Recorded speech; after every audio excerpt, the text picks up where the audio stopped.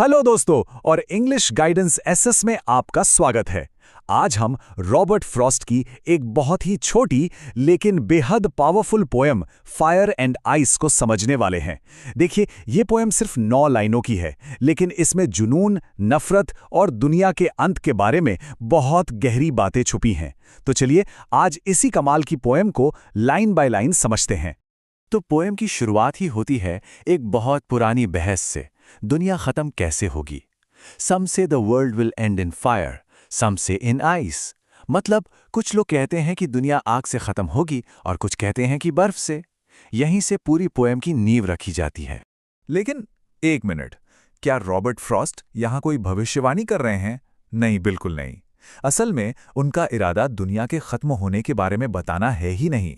वो तो इस बड़े सवाल का इस्तेमाल कर रहे हैं ताकि वो इंसानी फितरत की किसी गहरी सच्चाई को हमारे सामने ला सकें। तो चलिए पहले आग वाली साइड को देखते हैं। फ्रॉस्ट के लिए आग सिर्फ आग की लपटें नहीं है। नहीं, वो इसे सिर्फ एक बाहरी ताकत नहीं मानते, बल्कि वो इसे हमारे अपने अंदर के एक बहुत ही पावरफुल इमोशन से जोड़ते हैं। और देखिए, यहीं पर पोएम एकदम पर्सनल हो जाती है। फ्रॉस्ट दुनिया को जलाने वाली आग को सीधे सीधे एक इंसानी भावना से जोड़ देते हैं जब वो कहते हैं from what I have tested of desire. इसका मतलब है कि जहां तक मैंने इच्छा को चखा है या महसूस किया है। तो ये बात साफ हो जाती है, यहां आग का मतलब है डिजायर, यानी हमारी इच्छाएं, हमारा जुनून, हमारी चाहतें। और ये एक ऐसी आग है जो अगर काबू से बाहर हो जाए तो सब कुछ जलाकर राख कर सकती है ना।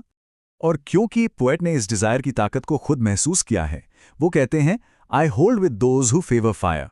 मतलब वो कहते हैं कि हाँ, मैं उन लोगों के साथ हूं जो मानते हैं कि ये दुनिया आग से ही खत्म होगी। डिजायर में इतनी ताकत तो है।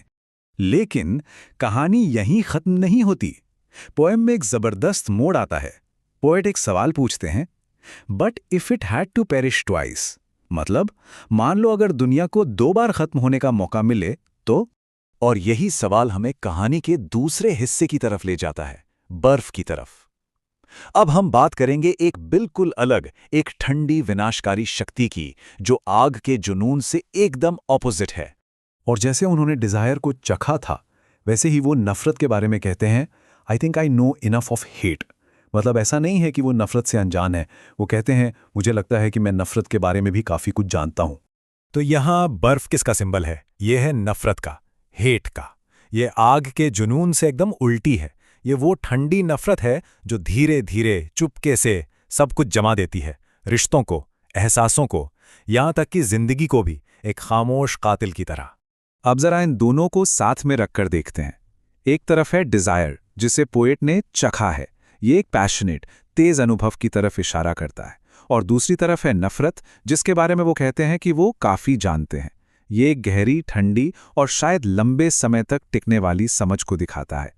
और नफरत के बारे में अपनी इसी समझ के आधार पर वो इस नतीजे पर पहुंचते हैं कि दुनिया को तबाह करने के लिए बर्फ यानी नफरत भी ग्रेट है।